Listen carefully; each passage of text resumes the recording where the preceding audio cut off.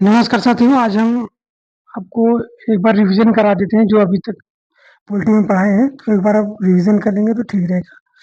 तो हम लोग शुरू से देखेंगे बेस क्लास से, तो बेस क्लास से तो पूरा नहीं पढ़ाएंगे, फिर भी शुरू से हम लोग देखते हैं तो जो हल्का बेस से उठाएंगे वहाँ से हम लोग लेके चलेंगे।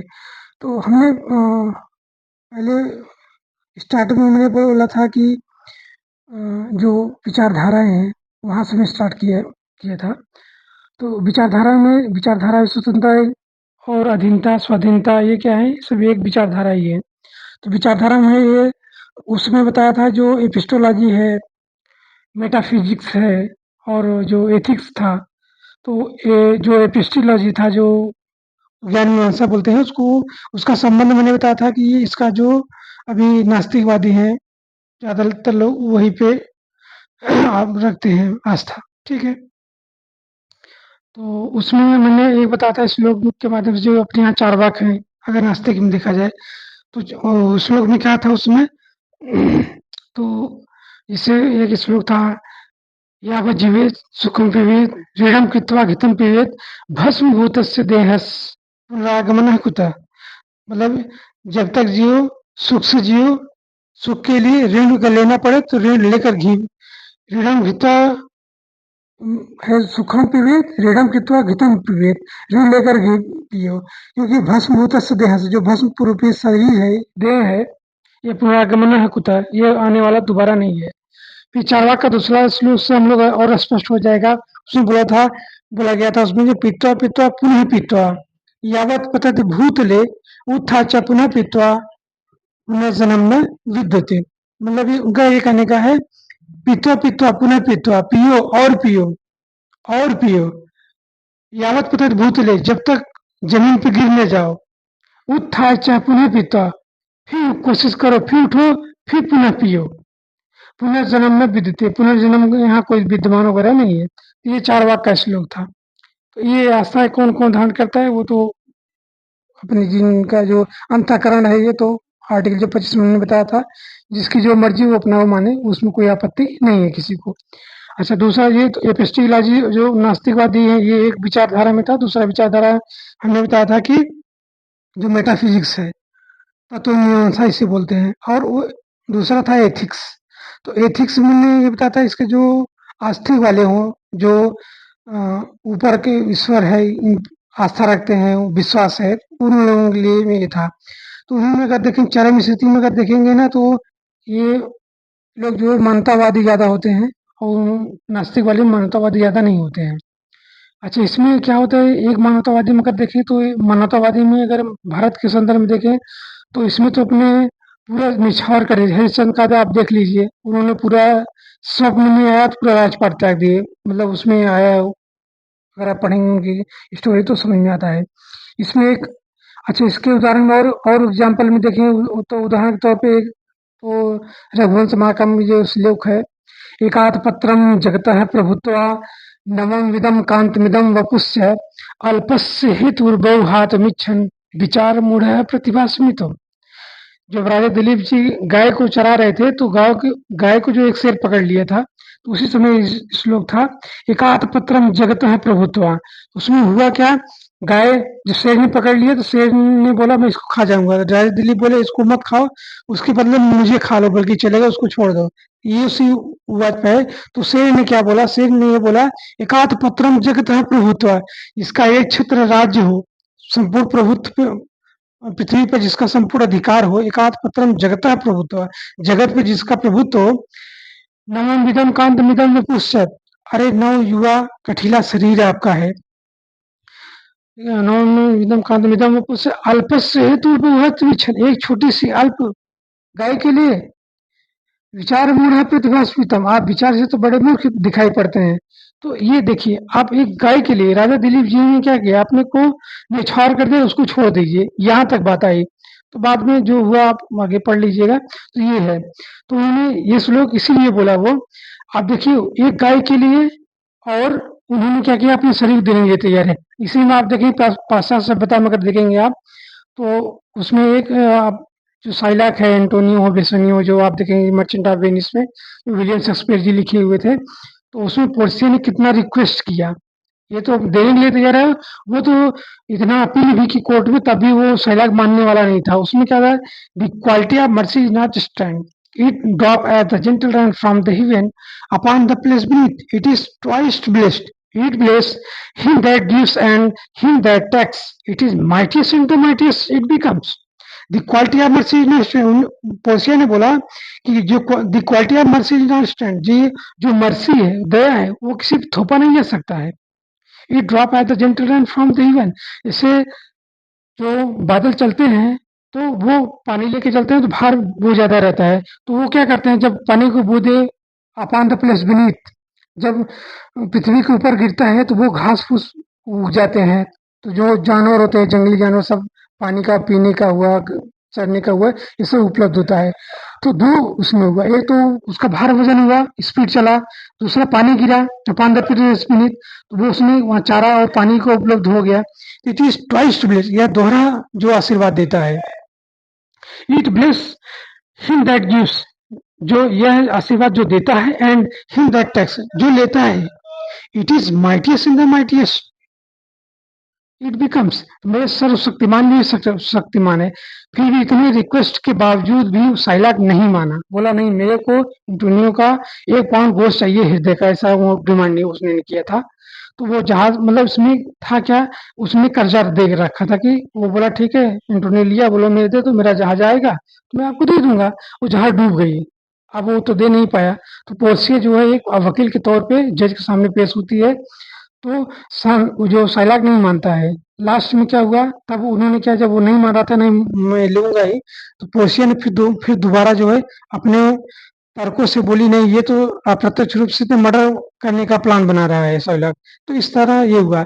आप सोचिए, एक पैसे के लिए एक जान लेने को तैयार है। वही अगर भारतीय सभ्यता में देखेंगे तो एक गाय के लिए, एक तुच्छ गाय के लिए राजा दिलीप, जो जगत का प्रभुत्व रखने वाले हैं, वो अपने को बोले हैं मेव खा जाओ मगर शेर को छोड़ दो, मतलब ये अंतर है, थोड़ा आप ध्यान रखिएगा। तो ये रहा आपका ये अंतर। अच्छा, इसके बाद हम लोग आगे बढ़ते हैं। तो ये रहा, हम ये जाने रहेंगे तो ये इसमें विचारधारा की पूरी कहानी है पॉलिटिक्स में, ये ध्यान रखिएगा।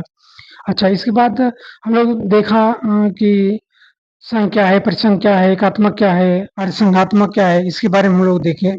तो इसमें हमने चर्चा किया था जो उसके बारे में, संघ के बारे में। तो संघ के बारे में मैंने ये बोला था, जो यूएसए का संघ है वो फेडरल है, भारत का जो संघ है यूनियन है। तो यूनियन क्यों है, तो यूनियन का तात्पर्य ये था कि भारत ने क्या किया, भारत जो है उसके पास संपूर्ण भूमि एकात्मक था, वो जानबूझ के बांटा है। और यूएसए में जो है फेडरल क्यों है, वो कई देश मिल करके एक संघ बनाए हैं। और भारत में क्या है, वो खुद एक भूखंड पूरा था, वो जानबूझ के तोड़ के एक राज्य बना करके वो बनाया है। तो ये उसको यूनियन बोलते हैं भारत को, उसको फेडरल बोलते हैं। जो अलग अलग मिलके संघ बनाए हैं उसको फेडरल बोलते हैं। और भारत ने खुद ही अपने प्रदेश प्रांत बनाए हैं, इसलिए उसको जो है यूनियन बोला जाता है। ये 1878 में जो नॉर्थ जो ब्रिटिश नॉर्थ अमेरिका एक्ट आया था, जो कनाडा आज का है, वो प्रभुत्व रखता था पहले जब ब्रिटेन, उसी समय 1878 का जो एक्ट आया था, उसी आधार पे कनाडा का संघ बना है। तो वही संघात्मक वो है, तो वही जो है भारत का भी वही उसी से प्रेरित है, ठीक है। तो ये रहा आपका संघ। अच्छा, संघ में आपने, और अच्छा दूसरी बात, जो क्वेश्चन आता है यूपीपीसीएस हो चाहे यूपीएससी हो, ज्यादातर जो है अमेरिका से बहुत क्वेश्चन उठाता है। तो इसलिए मैं सोच रहा, मतलब मेरा ये प्लान था कि आप अच्छे से इसका स्टडी करेंगे रहेंगे तो ठीक रहेगा। इसीलिए मैंने क्या बोला है, सब प्रांतों को मैंने एक बार रिवीजन करा देता हूँ, ठीक है, आप देख लीजिएगा।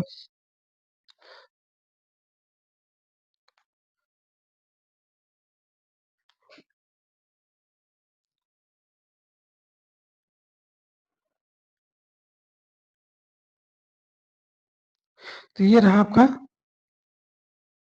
ये यूएसए है, ठीक है। ये 49 वाली रेखा है, ये मान चलिए 49 वाली रेखा इधर हो जाएगा, तो ये कैलिफोर्निया इधर हो जाएगा। तो ये रहा। तो अब हम लोग देखते हैं, सेंटर से देखते हैं। तो अगर यहाँ से करते हैं, 49वीं रेखा है, यहाँ जाएगी। तो इसमें हम लोग प्रांत का देखेंगे, तो इसमें देखेंगे यहाँ पे है, यहाँ से करेंगे मध्य से, तो मिनीसोटा आएगा, लोआ आएगा, मिसौरी आएगा, फिर कंसास आएगा, लुसियाना आएगा, फिर नॉर्थ डिकोटा, साउथ डिकोटा है, नुब्रास्का है, फिर नुब्रास्का के बाद जो है कंसास है, ओक्लाहोमा है, टेक्सास है, फिर मेंटाना है, बोनी है, कोलोराडो, न्यू मैक्सिको है, ठीक है, फिर डाउटा है, एरिजोना है, फिर उसके बाद है वाशिंगटन, यहाँ पर रहेगा एकदम कोने पे, यहाँ पे वाशिंगटन, ओरेगन, फिर नेवादा है, कैलिफोर्निया है, ठीक है, फिर विस्कॉन्सिन है, मिशिगन है, इलिनॉइस है, इंडियाना है, ओहियो है, केंटकी है, टेनेसी है, north Carolina, south Carolina, Georgia है, अलाबामा है, ठीक है, फिर मिसिसिपी है, फिर यहाँ पे आ जाएगा फ्लोरिडा है, फिर उसके बाद वर्जीनिया, वेस्ट वर्जीनिया, पेंसिल्वेनिया, और फिर आपका मेरीलैंड, मेरीलैंड में जो वाशिंगटन डीसी है, जो संघ का, यूएसए संघ का जो डिस्ट्रिक्ट है वो यहीं पे है, ठीक है, ये न्यूयॉर्क यहाँ पे रहेगा, ये किनारे पे न्यूयॉर्क रहेगा, और फिर ये जो अलास्का है वो हवाई द्वीप यहाँ पे है, तो ये रहे 50 लगभग प्रांत, ये मिल करके एक संघ बनाए हैं, ठीक है, यहाँ पे जो है झील है, ह्यूरन है, ओंटारियो है, मिशिगन है, इरिगन है, सुपीरियर झील, तो यही सब झील भी हैं, तो ठीक ये सब पूरा मिल करके इसका जो संसाधन है उसका पूर्ण रूप से दोहन करते हैं, इसलिए संघ बनाए हैं, ठीक है, इसलिए ये प्रभुत्व पूरे समझ लीजिए नंबर 1 पे है अभी अमेरिका, जो अगर जीडीपी के मामले में देखा जाए तो, ठीक है, तो ये रहे आपके संघ। अच्छा, इसको संघ बोलते हैं। आप देखिए परिसंघ क्या है, परिसंघ में हमने बोला था जो यूएसएसआर है, सोवियत संघ वाला जो रूस का है, उसमें कौन कौन, उसमें पहले का 1991 से पहले देखें जो संयुक्त था, उसमें क्या क्या था, रूस था, बेलारूस था, एस्टोनिया एस्टोनिया, लटाविया, लिथुआनिया था, फिर अगर देखेंगे यूक्रेन है, मोल्दाविया है, जॉर्जिया, आर्मेनिया, अजरबैजान है, फिर कजाकिस्तान, किर्गिस्तान, उज्बेकिस्तान, फिर ताजिकिस्तान, तुर्कमेनिस्तान, ये 15 जो है देश उसके यूएसएसआर के थे, ठीक है, ये रहा आपका परिसंघ। अभी एक क्वेश्चन का उदाहरण देखेंगे जो आप देखेंगे संयुक्त अरब अमीरात है, जो सऊदी अरब के मतलब सऊदी अरब जो अरबियन क्षेत्र में ही है, उसमें आप देखेंगे संयुक्त अरब अमीरात, जो उसमें कौन कौन, जो वो भी ये भी संघ है, ये एक देश नहीं है, इसमें 7 देश हैं, कौन कौन है, अबू धाबी है, शारजहां है, दुबई है, फिर फुजेरा है, अजमान है, उमल क्वैन है, ये 1971 में बनी है, फिर 7वां जो आया अमीरात, ये 1972 में आकर के 7 देश मिल करके इन्होंने यूएई मतलब यूनाइटेड संयुक्त अरब अमीरात बने, ठीक है, ये रहा, तो ये भी एक संघ का ही रूप है, ठीक है। अब एकात्मक देखेंगे तो आप सऊदी अरब का ले लीजिए, और ज्यादा बढ़िया देखना है तो तानाशाह उत्तरी कोरिया का ले लीजिए, ये एकात्मक है, तो संघ यूएसए का ही संघ है, परिसंघ हमने यूएसएसआर देखा, संघ के उदाहरण में हमने यूएई देखा, संयुक्त अरब अमीरात का देखा, अच्छा एकात्मक हमने ये सऊदी अरब का देखा, फिर नॉर्थ कोरिया का भी देख सकते हैं। अच्छा, दूसरी बात भारत क्या है, भारत जो है एक अर्धसंघात्मक है, जो कनाडा वाला है, ये ध्यान रहे, अर्धसंघात्मक में क्या आएगा, एकात्मक और संघ दोनों का मिश्रण रहेगा इसमें, तो कैसे होगा, जो 352 365 आप देखेंगे 360 है, ये अगर ये लागू होगा, ये मार्शल लॉ लग गया तो क्या हो जाएगा, एकात्मक हो जाएगा, तो राष्ट्रपति शासन चलेगा, ठीक है। अच्छा, दूसरी बात तो ये है, अगर देखेंगे 245 200 ये सब कर देखेंगे तो ये लगेगा नहीं, ये तो विधायिका पूरा है, तो विधायिका से बनते हैं, तो यहाँ पे दोनों का है, संघ का भी है, एकात्मक दोनों का, इसलिए इसको बोला जाता है अर्ध संघात्मक, ठीक है, तो ये हमने बताया था उसमें। अच्छा, फिर हमने बताया था कि जो प्रस्तावना आप शब्द देखते हैं, जिसे प्रस्तावना में क्या है, तो प्रस्तावना हमने ये बताया था, जो हम भारत को संपूर्ण प्रभुत्व संपन्न समाजवादी पंथ ने निरपेक्ष लोकतंत्रात्मक गणराज्य बनाने के लिए तथा उसके समस्त नागरिकों को सामाजिक, आर्थिक, राजनीतिक न्याय, फिर विश्वास, फिर विचार अभिव्यक्ति, विश्वास, धर्म, उपासना की स्वतंत्रता, और फिर प्रतिष्ठा अवसर की क्षमता प्रदान करने के लिए तथा इन सब में व्यक्ति की गरिमा, राष्ट्र की एकता, अखंडता को बढ़ाने वाले, बंधुत्व को सुनिश्चित करने वाले शब्दों, ठीक है। फिर इस संविधान को 26 नवंबर 1949 को, फिर ये अगर संवत में अगर देखेंगे तो मिति मार्गशीर्ष शुक्ल सप्तमी संवत 2006 विक्रमी को एतद इस संविधान को अंगीकृत अधिनियम अध्यापित करते हैं, ठीक है। तो ये पूरा प्रस्तावना था, प्रस्तावना में क्या क्या शब्द आया था, तो लोकतंत्र आया था, फिर गणतंत्र आया था, पंथ निरपेक्ष आया था, पंथ निरपेक्ष में हमने बताया था कि जो सरकार है वो किसी भी जो भी धर्म होंगे उनका संरक्षण उनको नहीं देगा, आप अपने से जो करना हो करिए, संरक्षण नहीं देगा, जैसे अशोक ने क्या किया, धर्म का संरक्षण किया था बौद्ध धर्म को, तो वो ऐसा धर्म संरक्षण नहीं रखा जाएगा, अब हर धर्म को फ्री किया गया है, अपने हिसाब से आप मैनेज करिए, ठीक है? तो ये अधिकार दिया गया है।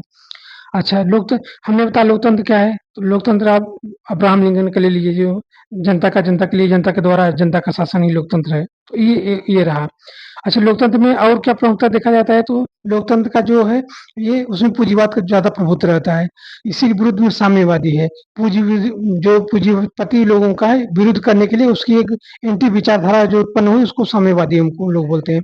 साम्यवादी में क्या है, उसमें सीधा बोलते हैं, अगर जो माओ का अगर देखें, वो जो बोला था उसने क्या किया है, उसने बताया था बंदूक की जो है गोली नाल से सत्ता लिया जाता है, ठीक है? उसकी ये विचारधारा थी। तो वो खूनी प्रवृत्ति के टाइप हो जाता है। और विरोध तो जरूर करेंगे, समाजवादी वाले भी विरोध करेंगे, मगर समाजवादी में ये अंतर है, वो लोग हिंसा नहीं करते हैं।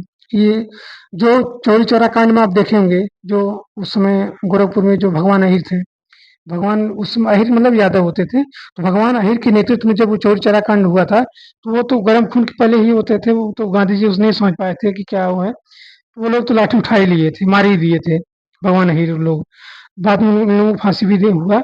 इसीलिए जो है, हिंसा न हो, क्योंकि ये जो आंदोलन था, जो आईएनसी मतलब इंडियन नेशनल कांग्रेस था, वो एक क्या है, एक जो है राजनैतिक विचारधारा वाला था, समाजवादी वाला था, साम्यवादी वाला नहीं था, इसलिए उन्होंने रोक दिया।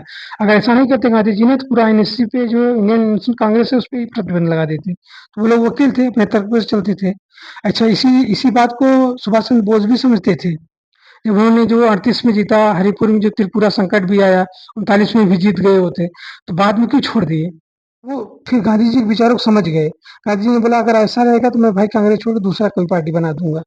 तो वो फिर बाद में समझे, इन्होंने राष्ट्रपिता क्यों कहा, क्योंकि वो समझ गए थे कि क्या चीज़ है राजनीति।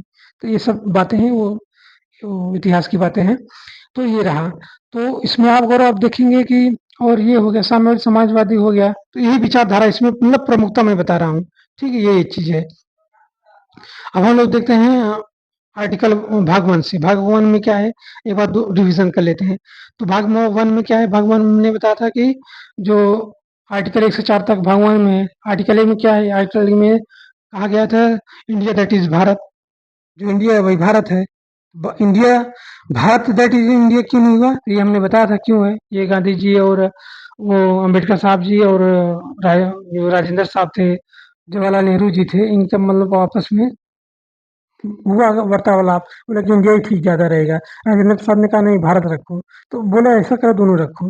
तो और दूसरी बात, फिर हमने बोला इसी में आर्टिकल 1 में ही खंड है, ये जो क्लास है 2 में, उन्होंने बताया था जो ये विस्तृत चर्चा जो है, जिसका संघ में जो राज्य है, उसकी विस्तृत चर्चा जो है अनुसूची 1 में किया गया है। तीसरा हमने बताया था कि ये तो राजनैतिक था दूसरा वाला। जो तीसरा खंड में है, जो भारत के जो संघ के जो प्रदेश है, यूटी है, 38 राज्य है, इसका जो विस्तार से जो बॉर्डर कितने किलोमीटर पे है, कितने मीटर पे है, इसमें ये थर्ड वाले खंड में दिया गया है। ठीक है? तो राजनैतिक रूप से 2 में दिया गया, जो अनुसूची 1 में वर्णित है। जो 3 है, उसमें ये बोला, ऐसे ही समझे नहीं, कंफ्यूज हो जाएगा। आर्टिकल 1 में 3 बातें हैं।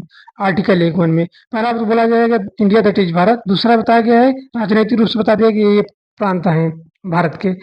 और तीसरा ये बताया कि ये ना पर एक्चुअल बताया कि ये यहाँ तक इनका बॉर्डर है प्रांत का, ये यहाँ से फिर इनका प्रांत का बॉर्डर है। इसमें तीसरी बात में बताया गया है। फिर आप आर्टिकल 2 में देखिए, आर्टिकल 2 में बोला गया है कि जो संघ सूची में भारत के नाम न हो प्रांत का, यानी कि नया वाला आए, नया राज्यों का प्रवेश के बारे में बताया गया है आर्टिकल 2 के बारे में।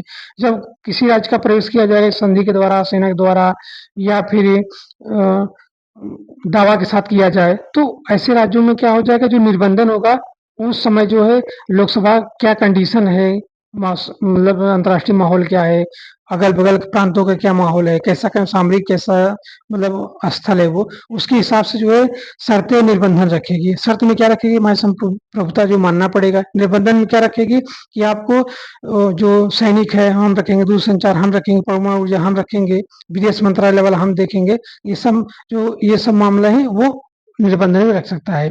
आज आंतरिक वाला जो रहेगा वो राज्य को दे दिया जाएगा, जो रहेगा। ये 2 रहा आर्टिकल।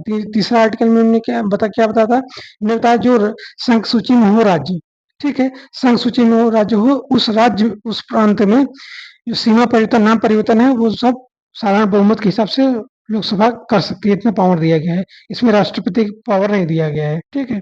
साधारण बहुमत से ही हो जाएगा। और चौथा में बताया गया कि ये टेक्निकली रूप से जो 5वां संविधान संशोधन इसमें हुआ था, जिसमें बोला गया था अब जो प्रांत में जो भी प्रांत का जो बॉर्डर बदला जाएगा, सीमा नाम परिवर्तन ये सब हो जाएगा, उसको सूचना दे दिया जाएगा कि हाँ भाई आपको ये ऐसा-ऐसा हो रहा है, ठीक है? तो ये उसकी मर्ज़ी है या दे या ना दे। कुछ सीमा के बाद अगर वो नहीं दे लौटाता है तो फिर अपना हिसाब से देगा तो भी, नहीं देगा तो भी वो करना चाहेगा तो कर ही लेगा ये लोकसभा संसद जो है।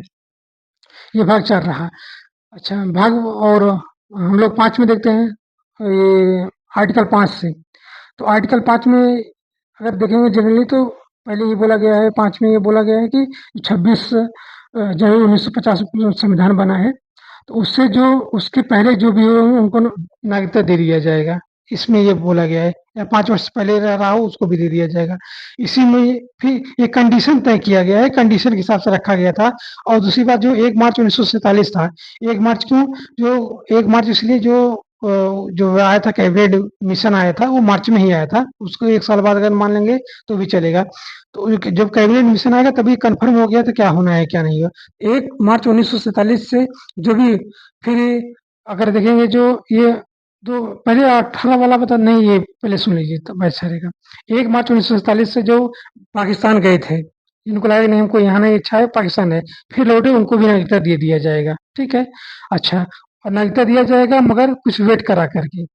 अच्छा, वेट किसमें नहीं होगा? तो वेट हो नहीं होगा जो 18 जुलाई 1900 जो 48 था वो डेट है, वो डेट से जो भी पहले तो पाकिस्तान गया है उसको दे दिया जाएगा, ठीक है? इसमें ये बोला गया है। 18 जुलाई क्यों? क्योंकि 18 जुलाई की जो हम लोग का जो इंडियन स्वतंत्रता अधिनियम पारित हुआ था ब्रिटेन के पार्लियामेंट में जो हाउस ऑफ कॉमन में उसमें साइन किए थे, तो वही वो डेट था। तो 19 जुलाई 1948 से माना गया है। वो डेट से अगर होता है पहले जो भी गया होगा वो भी अगर आएगा उसको मिल जाएगा। तो ये रहे आपके 5, 6, 7। अब 8 में क्या है? 8 में ये बोला कि अगर आप विदेश में हैं कहीं मान लीजिए, ठीक है? आप विदेश में हैं, तो अगर विदेश से जाते हैं तो आपको जो राजदूत है वहाँ आप बता दीजिए कि भाई ऐसी-ऐसी बात है, हम जो है यहाँ हैं, काम पे ये कर रहे हैं मगर हम यहाँ की नागरिकता नहीं लिए हैं। तो आप अगर वहाँ सूचना दे देंगे, भले आप 2 साल 3 साल रहिए वहीं विदेश में, तो भी आपका जो नागरिकता बराबर बरकरार रहेगा भारत का, ठीक है? अच्छा ये 8 और 9 में ये बोला गया है कि अगर आप नागरिकता ग्रहण करते हैं दूसरे का, तो आपकी नागरिकता खत्म हो जाएगी भारत की। एक ही एकल नागरिकता वाली बात है इसमें। 10 में क्या कहा गया है? 10 में ये बताया गया है कि अगर आप कोई गलती करते हैं या किसी देश विरोधी कानून देश विरोधी जो गतिविधियों में लिप्त हैं, तो आपकी नागरिकता छीन लिया जाएगा, 10 में कहा गया है। 11 में ये कहा गया था 11 में बोला गया था कि जो समय-समय पे जो नागरिकता संबंधी कानून है, विधि है, वो बनाती रहेगी, संसद को अधिकार दिया गया था। तो उसमें भी ये रूल दिया गया था, नागरिकता के 5 प्रकार से दिया जाता है नागरिकता को। तो कौन-कौन हो जाएगा? जन्म के आधार, फिर वंश के आधार पर दिया गया था, देशीकरण के हिसाब से किया गया था, पंजीकरण के हिसाब से दिया गया था और अर्जित राज्य के हिसाब से दिया गया। इसका डिटेल अगर आपको देखना हो तो उधर देख लीजिएगा, ठीक है? मैं विस्तार से ऐसे चलूँगा साथ में। अच्छा, अब हम लोग ये रहा भाग 2, अब हम लोग भाग 3 देखते हैं। भाग 3 में क्या था? 12 से लेके 35 तक भाग 3 था। तो इसमें ये आपका हुँ, अच्छा ये अभी तो भाग 3 अभी बाद में बताया, पहले हम लोग वो देख लेते हैं अनुसूचियाँ। अनुसूची में अनुसूची 1 में क्या है? तो हमने बताया था जो आर्टिकल 1 का जो 2 था, दूसरी बात था, उसमें बोला गया था ना जो है प्रांत उसमें पूरा अनुसूची 1 में वर्णित है। अनुसूची 1 में क्या है? तो पूरा प्रांत है, संघ के जितने प्रांत हैं। तो शुरू-शुरू में कितने प्रांत थे? अगर आप शुरू में देखेंगे तो उस समय जब 1937 में कानून वो था वो बना था, सरकारें बनी थी, तो कैबिनेट मिशन में ध्यान रखिएगा जहाँ मुस्लिम शासक था वो मुस्लिम प्रांत बना दिया था। जहाँ हिंदू आईएनएससी इंडियन नेशनल कांग्रेस का जहाँ सत्ता था वो क्या किया हिंदू राष्ट्र बना दिया था। ये सब दिमाग लगा के लाए थे। और जो डिगी जो हेस्टिंगस स्मार्ट जो नहीं बनाया था, डिगी करके क्या है उस प्लान बनाया था। उसने क्या किया है कि हर राजाओं को भी स्वतंत्र कर दूँ, ये जवाहरलाल नेहरू से बोला था तो मना किए, बट ऐसा नहीं हो सकता, मना कर दिए, नहीं भाई ऐसा नहीं हो पाएगा। नहीं तो वो तो पूरा यहाँ का नहीं कितना बालकन से भी ज़्यादा यहाँ प्रांत बना देते, मतलब देश बना देते, तो ये प्लान था। तो उसमें क्या हुआ फिर हाँ, तो प्रांत कितने कौन-कौन से थे? तो जैसे आप जब उसकी सरकार 1937 में बनेगी, तो मद्रास से चक्रवर्ती गोपालाचारी थे। बम्बई से कौन था? तो बम्बई से जो है बीजी खेर थे। फिर एमपी में कौन था? जो मध्य प्रांत था, उसमें डॉक्टर खरे साहब थे। अच्छा, जो यूपी था, गोविंद वल्लभ पंत साहब इधर थे। और उत्तरी पश्चिमी जो प्रांत था, सीमा जो बलूचिस्तान वाला जो अभी प्रांत है, उसमें डॉक्टर खान सर थे, मतलब डॉक्टर खान साहब थे उसमें वहाँ पे, ठीक है? जो उस समय जो चीफ मिनिस्टर को, मुख्यमंत्री को प्रधानमंत्री बोला जाता था, ठीक है? अच्छा, जो बिहार के थे, तो बिहार के तो जो है उसमें थे कृष्णा सिन्हा थे। और उड़ीसा के कौन थे? हरे कृष्णा मेहताब साहब थे, ठीक है? तो ये ऐसे मतलब उसमें ये कांग्रेस के उसमें प्रधानमंत्री ये थे, उस समय के जो 1937 में चुनाव हुआ था। तो ये 11 प्रांत उस समय थे। अच्छा, फिर उसके बाद जब देखेंगे 1948 में एस के धर आयोग आता है। फिर उसके बाद वल्लभ भाई पटेल जेबी वो जो पट्टाभी सितारमैया आते हैं, जवाहरलाल नेहरू का जेबीवीपी मंडप बनता है, प्रांत बनाया जाए, तो आयोग बनता है, तो ये लोग भाषा आधार पर मना कर देते हैं। फिर जो 1952 में आप देखेंगे जो 53 दिन का जो नहीं किए थे, 56वें दिन उनका डेथ होगा, श्री पुट्टी श्री रामल्ला जी आंध्र प्रदेश में। उनके डेथ की वजह से फिर जो 2 अक्टूबर है 1953 में फिर आंध्र प्रदेश के भाषाई के आधार पर बनाया गया था। फिर इसके बाद 55 में गठन होता है अली आयोग का। फिर वो क्या बोलते हैं कि एक काम करिए, 16 राज्य और 3 यूनियन टेरिटोरी बना दीजिए। तो बाद में क्या हुआ, ऐसे हुआ, 14 राज्य के और 6 टेरिटोरी बनाया गया। 14 राज्य में कौन कौन थे? 14 राज्य में बम्बई है, मद्रास है, केरला है, फिर मैसूर है, आंध्र प्रदेश है। यहाँ से देखिए, आंध्र प्रदेश है, फिर मद्रास है, केरला है, मैसूर है, उस फिर बम्बई है, फिर राजस्थान था, पेप्सू था, जम्मू एंड कश्मीर था, मध्य प्रांत था, संयुक्त प्रांत था, बिहार था, बंगाल था, उड़ीसा था और असम था। तो ये 14 प्रांत थे। 15 प्रांत कौन बना? फिर 1 मई 1960 को बनाया जाता है गुजरात को। 16वां कौन बना? 16वां राज्य नागालैंड बना 1963 को। फिर हरियाणा को बनाया जाता है 17वां राज्य। 17वां राज्य, 17 कर लेंगे ठीक रहेगा। 17वां राज्य बनाया जाता है हरियाणा को। हरियाणा को बनाया जाता है 1966 में। फिर हिमाचल को बनाया जाता है। हिमाचल को बनाया जाता है 1971 में। ठीक है, 1971 में हिमाचल को बनाया जाता है। ये रहे आपके 19 राज्य। फिर 19 हो गया, 18 हो गया। 19वां राज्य कौन बना? 19वां राज्य बना आपका मणिपुर बना 1972 में। त्रिपुरा, फिर उसके बाद बनाया जाता है मेघालय को।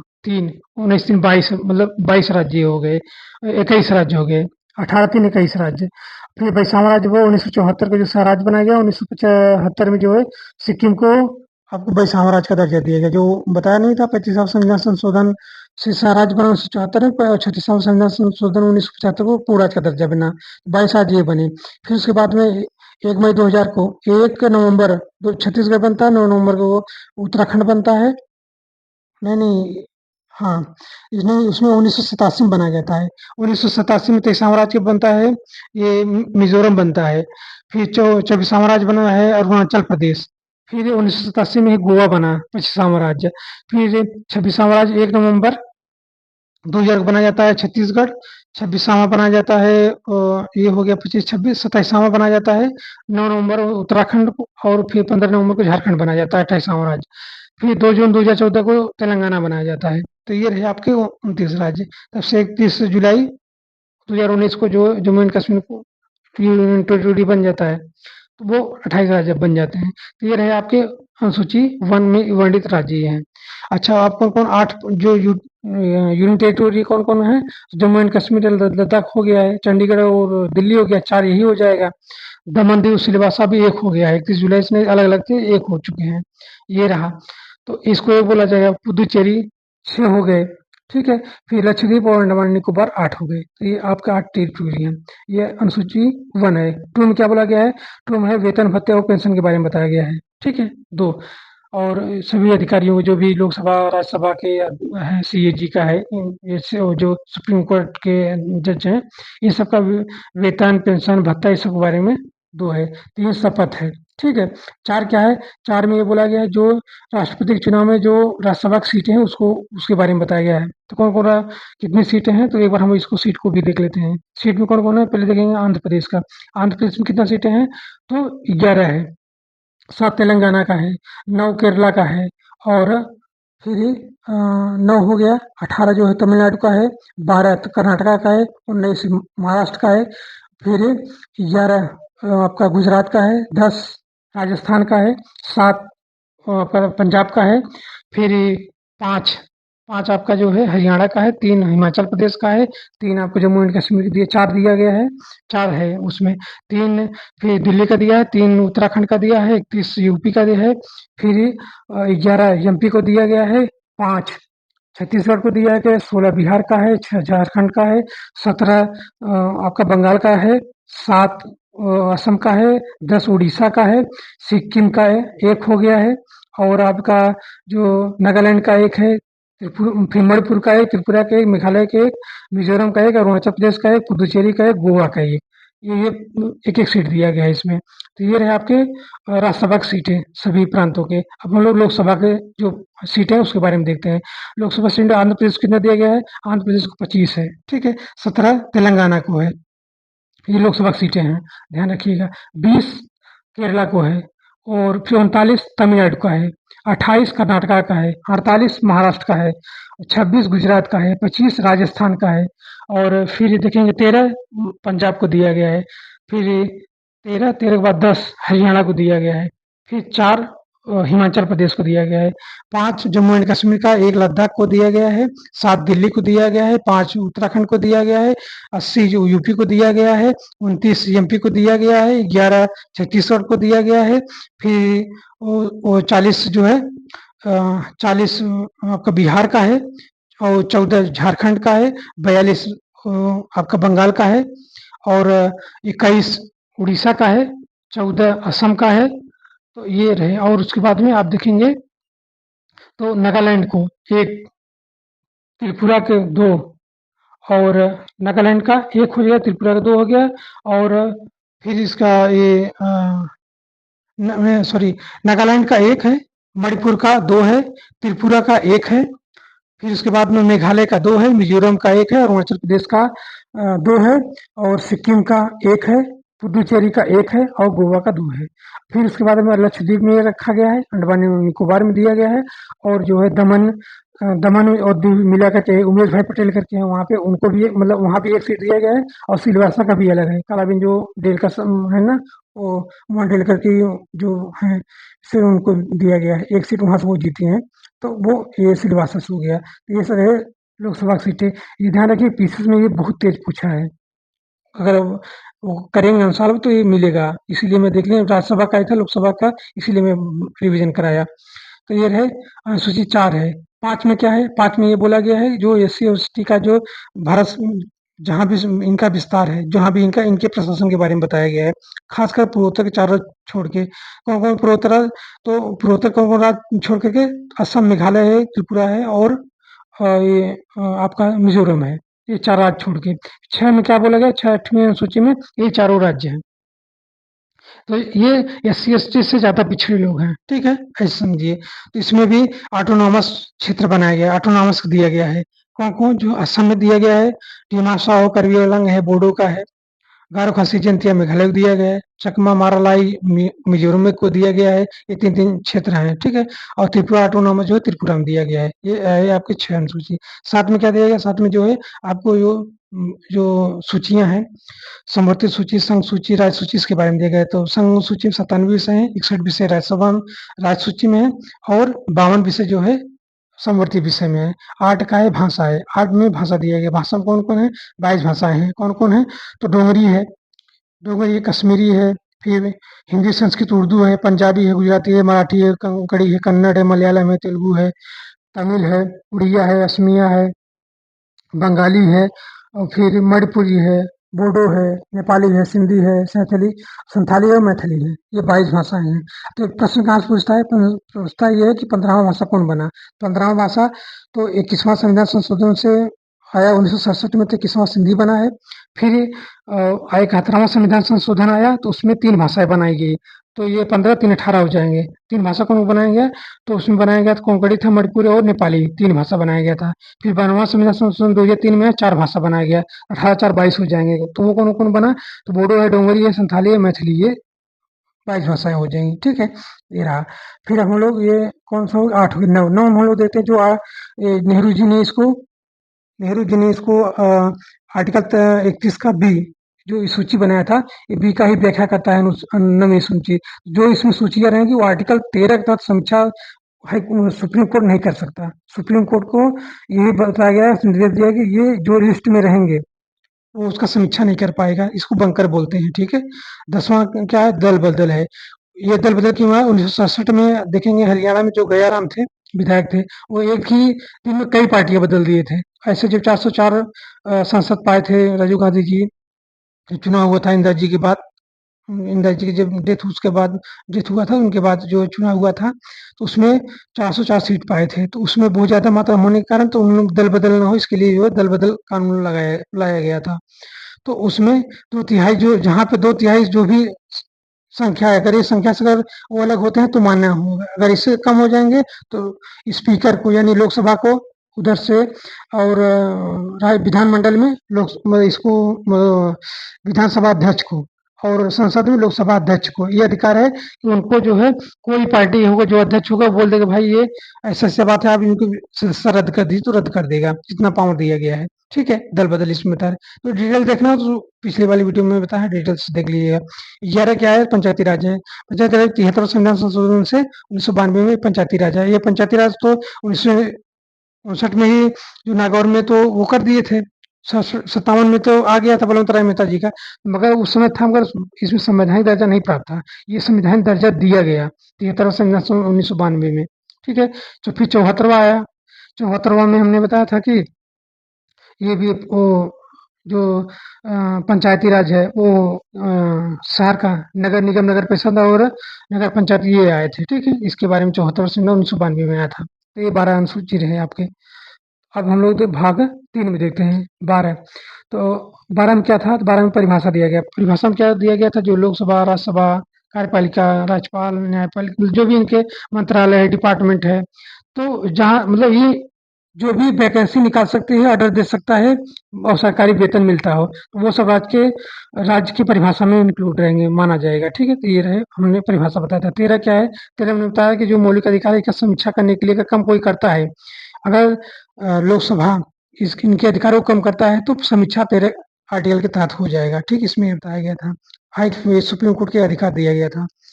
अच्छा 14 में हमने क्या बताया था? 14 में ने बताया था कि जो विधियों के समक्षमता है और विधियों का संरक्षण है, समान मतलब समक्षमता है वो विधियों का समान समता है।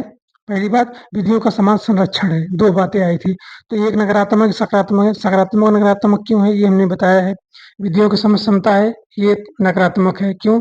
अभी बोलेंगे यार गरीबों और अमीर को एक कर देंगे, एक ही बताएँगे आप 500 रुपए हर महीना भरिए टैक्स, तो ये क्या नकारात्मक नहीं करेगा गरीब व्यक्ति को? क्योंकि वो गरीब है, उसके पास पैसा नहीं है, अमीर तो भर लेगा, गरीब नहीं भर पाएगा।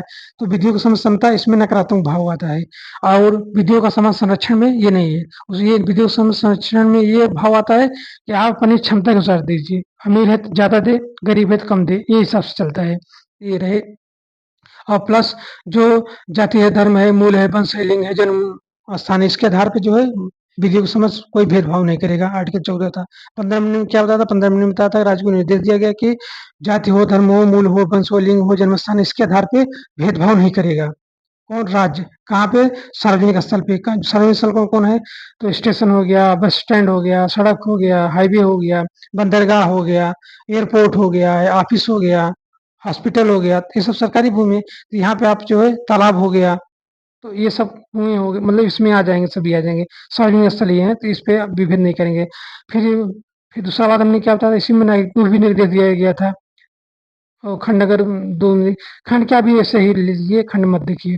तो ये फिर दूसरा बात इसमें बताया गया था 15 में कि आप नागरिकों को निर्देश दिया गया था। क्या निर्देश था? तो जाति, धर्म, लिंग, फिर जन्म स्थान और मूल वंश इसके आधार पे जो है कुआँ हो, तालाब हो और जो हैंडपंप है भी लगाया जा रहा है, विधायक कोटा से मिलता है और प्रधानी कोटा से, वहाँ पे जो है अब भरने वाला कोई पानी होगा तो आप ये नहीं कहेंगे नहीं छू मत, तुम्हारा छू लियो तो मैं पानी नहीं भरूँगा, ऐसा भेदभाव नहीं करेंगे। तीसरी बात है ये बोला गया था कि जो 14 में हमने बताया था उसमें विभेद किया जा सकता है, ठीक है? तो विभेद में क्या आएगा? तो हमने ये बोला था विभेद में जैसे स्त्रियों और बच्चों को विभेद किया जा सकता है। स्त्रियों तथा बच्चे जो हैं उनके उनको संरक्षण दिया जा सकता है। जो हमने अभी आर्टिकल 14 में बताया ना विधियों को संरक्षण, इनको संरक्षण दिया जाएगा और को नहीं दिया जाएगा। ठीक है? तो ये था इसमें 15 में। फिर चौथा में फिर चौथी बात इसमें क्या थी 15 में ये था कि जिसे आप एससी जो मद्रास प्रेसिडेंसी था वो उन्होंने क्या किया जब वो आया तो वो बने वहाँ पे मुख्यमंत्री वगैरह तो वो एससी को ज़्यादा कोटा दे दिए थे। उस पे विवाद हुआ। चंपाई दो आजम जो है कोर्ट का दिए थे तो उसमें बाद में हुआ कि नहीं अब जो इतना कोटा दिया है इतना नहीं दिया जाना चाहिए। तो ये एससी कोटे के बारे में एससी और एसटी के कोटे के बारे में बताया गया था वहाँ पे। ठीक है? अच्छा फिर 5वीं बात में क्या है ओबीसी के कोटा के बारे में बताया गया है यहाँ पे। ओबीसी जो इसमें 27% जो आरक्षण दिया गया है इसमें इसी में वर्णन मिलता है। ठीक है? और फिर जो 6वीं बात थी इसमें तो उसमें था जो आर्थिक कैटेगरी की जो 10% दिया गया है 103वां संविधान संशोधन था 2019 में ये दिया गया था। ओबीसी वाला जो है 93वां संविधान संशोधन था वो दिया गया था इसमें। उसी तहत जो है 2006 में जो है ओबीसी को 27% दिया गया था। अब हम लोग 16 देखते हैं। 16 में क्या दिया गया था? 16 में था कि बताया गया था कि जाति हो, धर्म हो, मूल हो, वंश हो, लिंग हो, जन्म स्थान इसके आधार पर सरकारी नौकरियों, लोक नियोजन में आप जो है भेदभाव नहीं कर सकते हैं। ठीक है? इसमें ये बताया गया है। दूसरी बात क्या बताया गया था कि जाति हो, धर्म हो, मूल हो, वंश हो, लिंग हो, जन्म स्थान इसके आधार पे आप जो है अपात्र घोषित नहीं कर सकते हैं कि यार ये पात्र ही नहीं है। तो उसमें पहले क्या होता है क्षमता के आधार पर रखा जाता था कि आप कर लेंगे नहीं कर लेंगे, जाति के आधार पर रखा जाता है। तो ये सब अब नहीं चलेगा, योग्यता के अनुसार ही चलेगा। अच्छा कुछ पद ऐसे हैं जो अपवाद इसका समझिए हल्का से। तो उसमें तीसरी बात में अपवाद में ये था कि संसद चाहेगा तो जो स्थानीय भाषाएं हैं जैसे तमिलनाडु वाला है, यूपी के कोई लोग जाएगा लेखपाल वहाँ बन जाएगा तो नहीं समझ पाएगा। तो एक काम करिए जो लोग लेखपाल रहेगा वो तमिलनाडु की जो भाषा जानता है वही रहे। ऐसे पदों को स्थानीय पदों को वो आरक्षित कर दिया गया स्थानीय लोगों के लिए। ये संसद कर सकती है, राज्य नहीं बना सकता इस पे कानून। ठीक है? तो ये रहा तीसरी बात। चौथी बात हमने क्या बताया तो ओबीसी के बारे में बताया कि ओबीसी को भी सरकारी नौकरी में आरक्षण मिलेगा। फिर इसी में 4 खंड उपक्लास में था जो 77वां संविधान संशोधन 21वां फिर 81वां संविधान संशोधन 82वां और 25वां ये 4 जो है ये जो बहुत ज़्यादा विवाद बढ़ा था और एससी और एसटी के जो आरक्षण है प्रोन्नति है उसके बारे में तो ये उसमें निदान दिया गया था। इसमें हमने देखा 6वीं बात क्या था? तो 6वीं बात इसमें ये था कि जैसे आप कोई भी धार्मिक पद है, तो उसका शिष्य ही रहेगा, बाहरी कोई लोग नहीं रहेगा। फिर 7वीं बात इसमें क्या थी? 7वीं बात इसमें ये बताई फिर वही बात जो 103वां संविधान संशोधन 2009 से 10% आरक्षण दिया गया था सरकारी नौकरियों में। ठीक है? 17 आप देखते हैं अस्पृश्यता का अंत था। तो अस्पृश्यता के अंत में आप देखेंगे ये ना कि उसमें जो 1955 में अस्पृश्यता निवारण अधिनियम आया था, फिर 1986 में आया था। तो 86 में जो तो उसमें ये इसका नाम पड़ गया था सिविल अधिकार संरक्षण अधिनियम 1986। फिर 1989 में तो इसको और मजबूत बना दिया गया एट्रोसिटी एक्ट के तहत। एससी एसटी जो कानून नहीं होता है ये बहुत मतलब कठोर बना दिया गया है। इसमें क्या था प्रावधान कि अगर कोई एक बार गलती मतलब जातिगत कोई ऐसा बात बोलता है एक बार गलती करने पे क्या होगा 1 से 500 तक जुर्माना भी हो सकता है, 1 से 6 माह तक कारावास भी हो सकता है। दोबारा फिर वही गलती करता है 200 से 500 जुर्माना हो सकता है, 6 से फिर 1 साल तक उसको सजा हो सकता है या दोनों हो सकता है। फिर तीसरा बार फिर गलती किया तो क्या होगा? तो इसमें ये बताया गया था कि आप जो है जो 500 से 1000 तक आप जुर्माना हो सकता है और 1 साल से 2 साल तक आपको वो 1 साल से 2 साल तक कारावास भी हो सकता है। तो ये इसमें बताया गया था। ठीक है? जो एट्रोसिटी एक्ट था। अच्छा अब हम लोग 18 देखते हैं। 18 में हमने क्या बताया? हम 18 में 4 बातें बताई थी कि जो अब शिक्षा और सेना में आपका लागू रहेगा। ये जो उपाधियाँ हैं। उपाधि और पुरस्कार में क्या अंतर है वो हमने स्पष्ट बता दिया था उसमें। ठीक है? तो ये रहा। तो उसमें हाँ 18 में देखते हैं। 18 में क्या था? तो शिक्षा और ये सेना में लागू रहेगा। जैसे मार्शल है, ब्रिगेडियर है, प्लाटून है, कैप्टन है, ये सब चलता ही रहेगा। मतलब इसमें कर्नल है, ये सब का तो नाम रख सकते हैं। डॉक्टर हुआ, इंजीनियर हुआ और मास्टर हुए तो ये सब डिग्रियाँ शिक्षा में चलता रहेगा। ठीक है? तो इसमें लागू रहेगा। दूसरी बात इसमें ये निर्देश दिया गया कि कोई भी नागरिक होगा उपाधि धारण नहीं करेगा। ठीक है? अच्छा तीसरी बात ये बोला गया कि विदेश से कोई अगर विद्वान है अपने यहाँ कार्य थे, सरकार उसको पेंशन मतलब उसमें वेतन दे रही है, तो वो अगर तीसरा देश कोई अगर पुरस्कार देते हैं, तो राष्ट्रपति से पूछ के ही लेगा। ऐसे चौथी बात में ये बताया गया कि जिससे विद्वान कमेटी हो या कोई बड़े लोग हों, वो लोग धारण करते हैं तो राष्ट्रपति सुझाव से लेकर तभी लेंगे, कोई भी उपाधि रहेगा। 19 अब हम लोग 19 आर्टिकल देखते हैं। ये रहा भी समानता का अधिकार था। अब हम लोग स्वतंत्रता का अधिकार देखते हैं। तो 19 में क्या बोला गया था? 19 में पहले हमने बताया था कि दो इसमें 2 खंड हैं। पहले निर्बंधन है। निर्बंधन में क्या बताया था कि जो उसमें राष्ट्र की एकता, अखंडता है, व्यक्ति गरिमा है, न्यायालय की अवमानना है और अपराध जो उत्तेजना कर देना और फिर जो लोक व्यवस्था है, राष्ट्र की सुरक्षा है, तो ये सब देख करके तभी आप अभिव्यक्ति करने का है कि नहीं, जब भी मन हो तभी बोलने लगी है। ठीक है? तो ये रहा खंड 2 में। पहले ये समझ लेंगे तब आप खंड 1 1 देखेंगे। खंड 1 1 में क्या बोला था हमने ये बताया था, पहले इसमें खंड ए है, बी है, सी है, डी ये है। ए में क्या बोला? वाक अभिव्यक्ति स्वतंत्रता है। फिर उसमें बोला है कि नेता युद्ध जो है सभा संगम करने की स्वतंत्रता है। फिर तीसरी बात में जो ए बी सी में क्या बोला गया था? सी में बोला कि आप जो है संघ या संगठन बना सकते हैं। फिर डी में क्या बोला गया था? चारों मतलब जहाँ पे संपूर्ण भारत का क्षेत्र है वहाँ घूम टहल सकते हैं। ई में क्या बोला गया? जो वृत्ति है, व्यापार है, उपजीविका है, तो वृत्ति क्या है हमने ये बताया है, उपजीविका क्या है हमने बताया था, वहाँ पे व्यापार क्या है ये भी बताया है, इसमें आप कर सकते हैं। ये अपनी कालीय जो संपत्ति का अधिकार था वो खत्म हो गया। जी में आवास का अधिकार है, आप कहीं भी रच बस सकते हैं, ठीक है। फिर हम लोग 20 देखते हैं। 20 में क्या था? 20 में जो हमने बताया था कि फार पोस्ट फैक्ट लॉ यानी पूर्व से कोई भूतकाल से कोई विधि लागू नहीं होगा, ठीक है।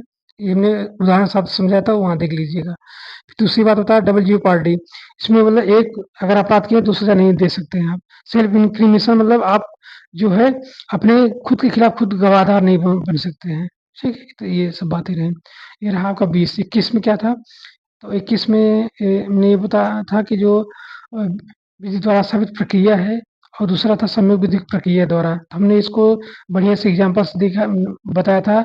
जो डिएंटोलॉजी है, टेलियोलॉजी, इसको स्पष्ट बताया था। तो इसमें भी जो क्या-क्या इसमें अधिकार दिया गया है, आप नींद लेने का अधिकार है, बिजली का अधिकार है, इंटरनेट का अधिकार है, महिला अधिकारिता है, विदेश जाने का अधिकार है, भोजन पाने का अधिकार है, शिक्षा पाने का अधिकार है, रोजगार पाने का अधिकार है और हेल्थ पाने का अधिकार है, इसी के अंतर्गत आएंगे सब। अच्छा, इसमें ध्यान देखिए, जब ये भले ही जो 20-21 है, भले ही ये राष्ट्रीय आपात लगा हो या कोई भी या जो राष्ट्रपति शासन हो, फिर भी ये निलंबित नहीं होगा। कहाँ से वाद से क्लियर हुआ था? तो जो वो शिवाकांत शुक्ला बनाम जो एडीएम जबलपुर था उसके मामले में आया था। जब जो पीएन भगवती साहब थे, ए थे साहब थे, अभी चंद्रून जी साहब थे, फिर हमीदुल्ला बेग साहब थे और हंसराज खन्ना जी थे। जब ये कोर्ट हुआ, जब शिवकांत शुक्ला जी के लोगों ने किया था, तो हंसराज खन्ना जी ने विपक्ष में बोल दिया था कि नहीं, ये निलंबित नहीं हो सकता है। बाकी सब बोल दिए नहीं निलंबित हो सकते हैं। बाद में जब मोरारजी देसाई ने बोले तो पारित ही कर दिया कि नहीं, अब 20-21 भले राष्ट्रीय पात होगा तो भी नहीं हटेगा, ठीक। ये तो उसी बाद में आया था, स्पष्ट हुआ था। 21 था। तो 21 में ये सब थी। 22 में हमने क्या बताया? 22 में ये बताया था कि उसमें 2 प्रावधान थे। पहले था पुनेटिव था और एक प्रिवेंटिव था। पुनेटिव में क्या बताया था? पुनेटिव में साधारण है, मतलब अपराध के बाद दंड जो दिया जाता है। उसमें क्या है कि पुलिस आपको पकड़ेगी, आपको सूचना बताएगी क्यों पकड़ा गया है, आपके मनपसंद वकील देंगे, 24 घंटे में मजिस्ट्रेट के सामने उपस्थित करेंगे। प्रिवेंटिव में ऐसा नहीं रहेगा। प्रिवेंटिव में तुरंत आपको वो 2-3 महीना मतलब कोई ज़रूर आप मतलब आवश्यकतानुसार मजिस्ट्रेट नहीं, समिति की गठित होगा, आयोग गठित हो, उसके सामने पेश किया जाएगा। क्या कंडीशन क्यों पकड़ा गया है, ये कंडीशन तय करेगा, छोड़ना कब है, ठीक है। ये सब के बारे में है। तो इसी में हमने बताया था पहले जो निवारक निरोधक कानून था, फिर यूपीए क्या लॉफुल प्रिवेंटिव डिटेंशन एक्ट था, वो हमने बताया था। फिर मिसा आया था, फिर रस्को आया था, टाडा आया, पोटा आया, तो इसके बारे में हमने पूरा बता दिया था इसको कौन-कौन से। फिर उसमें कोफेपोसा भी था, उसके बारे में डिटेल हमने बताया था। 22 था। 23 में क्या बताया था? जो व्यापार है और वो व्यापार के बारे में बताया था और किसके बारे में बताया था? और एक दुर्व्यापार था और एक जो है ये बेगारी था, इसके बारे में बताया था, इस शोषण के विरुद्ध अधिकार वाले में। 24 में क्या था? 24 में ये बताया था कि जो ये कंपनियों में, प्रबंधन में जो बच्चों को उनको नियोजन में नहीं लिया जाएगा, ठीक है? ये सब बारे में बताया गया था। फिर ये 25 में हमने क्या बताया था? 25 में बताया था ये धार्मिक के बारे में बताया था, अंतःकरण की स्वतंत्रता है, फिर ये धर्मानिक स्वतंत्रता, धर्म को आचरण करने की स्वतंत्रता है, प्रचार करने की स्वतंत्रता है। 26 में क्या होता था बताया था, तो 26 में ये बताया था कि जो आप धार्मिक संगठन बना सकते हैं, फिर धर्म मामलों का जो है आप वो प्रबंधन कर सकते हैं, फिर धन अर्जन करने का अधिकार दिया गया था। फिर उसके बाद चौथा बात हमने क्या बताया था, उसमें बताया था कि आप जो संपत्ति है धार्मिक उसका प्रबंधन कर सकते हैं, ठीक है? ये अधिकार दिया। 27 में क्या था, धर्म की अभिवृद्धि के लिए आप कर देने की स्वतंत्रता है। 28 में क्या बताया था, कुछ शिक्षण संस्थान है उसमें शिक्षा, जो धार्मिक शिक्षा है, धार्मिक उपासना है, उसमें पहुँचने से स्वतंत्रता दिया गया है, ठीक है? और 29 में क्या है, तो 29 में जो है इसमें माइनॉरिटी के लोगों को जो है अपनी भाषा, अपनी लिपि, अपनी संस्कृति बचाने का अधिकार है। फिर 30 में क्या है, 30 में बोला गया है कि अपने हिसाब से आप जो है कॉलेज खोल सकते हैं, स्थापना कर सकते हैं, आप वित्तीय और प्रशासनिक मदद सरकार कर सकती है, ठीक है? 31 में क्या है, 31 में बताया था जो उसमें जमींदार लोग थे उनकी जो ज़मीनें दिया गया था भूमिहीनों को, वो आर्टिकल 31 का ये था। 31 में क्या था, संपत्ति का अधिकार था, ठीक है? बी में क्या था, वो अनुसूची 9 जो 9 है वो वर्णन करता है, उसके बारे में बताया गया है। सी में हमने बताया था इसमें जो पश्चिम संविधान संशोधन 1971 में जो इंदिरा गांधी जी ने जो परिवर्तन किया था 39 के बी और 39 के सी के बारे में। तो उस वो 39 बी और सी क्या है, तो भौतिक संसाधनों का इस तरह सीमित होना चाहिए समान वितरण हो, और उत्पादन तथा धन का इस तरह वितरण हो कि वंचित वर्ग है वहाँ तक पहुँच होना चाहिए। ये 39 का सी था। तो ये कौन फिर हो गया ये आर्टिकल 31। 32 में क्या होता था, 32 में 5 रेट था। हेबियस कॉर्पस था जो बंदी प्रत्यक्षीकरण था, क्वो वारंटो था मतलब परमादेश था, फिर क्वो वारंटो था, और फिर उसके बाद प्रोहिबिशन था, सर्सियोरी था। तो बंदी प्रत्यक्ष में क्या है ये हमने सब बता दिया है पूरा, वहाँ देख लीजिएगा, ठीक है? अच्छा 33 में क्या है, तो 33 में हमने ये बताया था कि जो मार्शल लॉ मतलब वो सेना है, गुप्तचर एजेंसियाँ हैं, उनके बारे में बताया गया, मौलिक अधिकार इन पे लागू नहीं होगा। फिर मार्शल लॉ या राष्ट्रपति शासन लगता है तो कुछ मौलिक अधिकार को मतलब कमज़ोर कर दिया जाएगा, इसमें ये बताया गया है। 35 में क्या बताया गया है, संविधान जो है समय-समय पे प्रावधान रखे के मौलिक अधिकार और समृद्धि करेगी, ठीक है? 36 में फिर परिभाषा है, 37 में फिर ये न्यायालय में प्रवर्तित नहीं होगा, ये भाग 4 का है।